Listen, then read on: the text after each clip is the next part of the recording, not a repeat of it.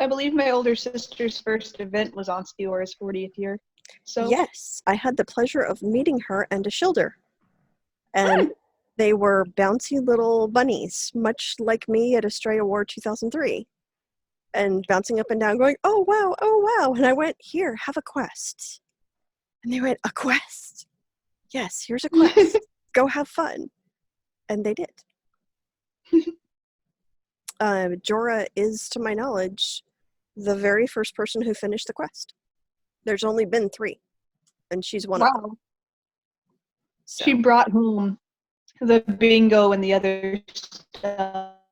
I read through the entire thing just out of sheer interest. Well, there's an. But I think I'll remain in the. I think I'll remain in the Jumpy Bunny stage until I go to my first event, and then probably after that. I am fully in favor of Jumpy Bunnies.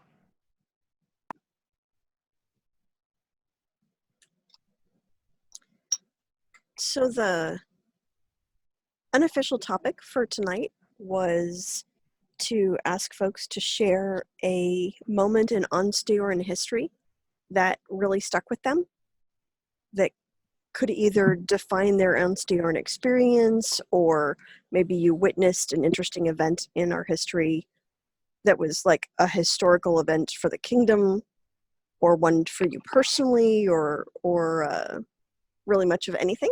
So did you have a story you would like to share, Ivo? Oh, God. I mean, I've been playing 22 years. There's a lot. But if I had to pick one that I think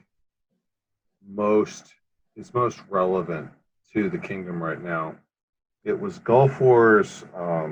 It's about 5 years ago now. You'll know which one it is when I get the story. But I was heading up site heraldry, and I'd hit one of my down periods where I wasn't crying sight.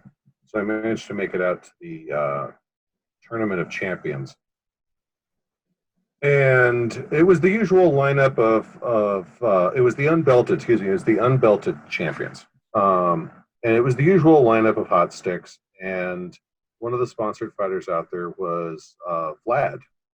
And I watched his first 2 tournaments, and he was out there with his normal Madhu spear and sword combination, and doing his I can dance on roller skates level mobility. And it was, Vlad started in my group, so I know him rather well. And I remember stopping and talking with him a few times between rounds, and he was getting more and more amped up as the rounds progressed, because he was progressing farther and farther into the fighting. And he wasn't aggressive about it, but he was like, oh, wow, the stakes are getting raised here. This is going to be really fun. He was really enjoying himself. And then he went out for the final round, and he was up against a Trimaran named Leaf.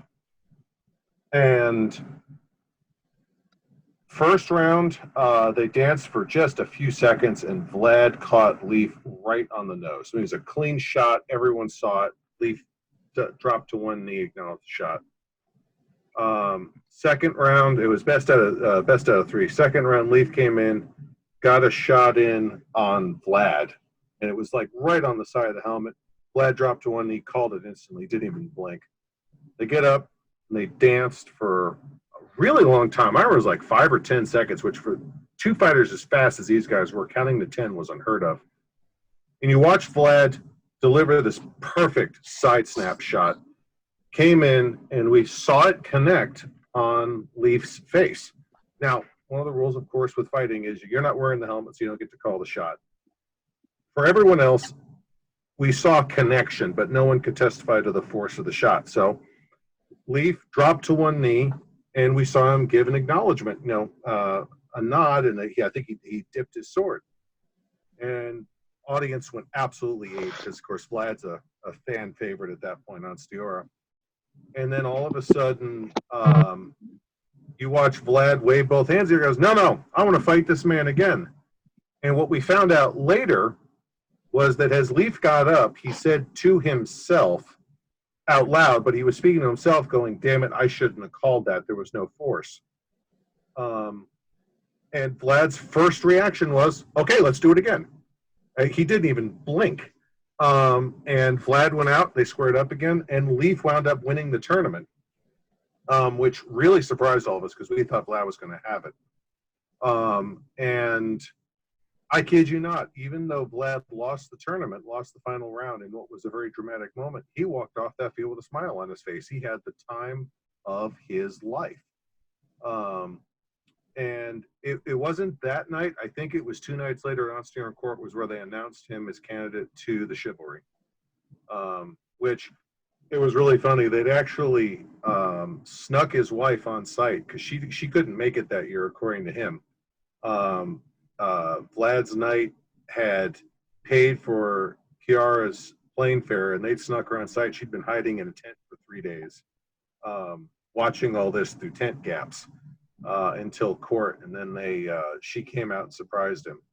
But that was his last tournament before he was announced. I will never forget for the life of me that when a question of honor or victory came up, it wasn't that he wanted to uphold honor, it was that he did it reflexively fast. It was just this bat of an eyelash. Oh, of course it's the right thing to do. We're going to do it this way. And, you know, as long as I've been playing, that story still warms my heart every time I think about it. Yeah, that sounds like my king. Yeah, oh, Vlad, God bless him. God bless him.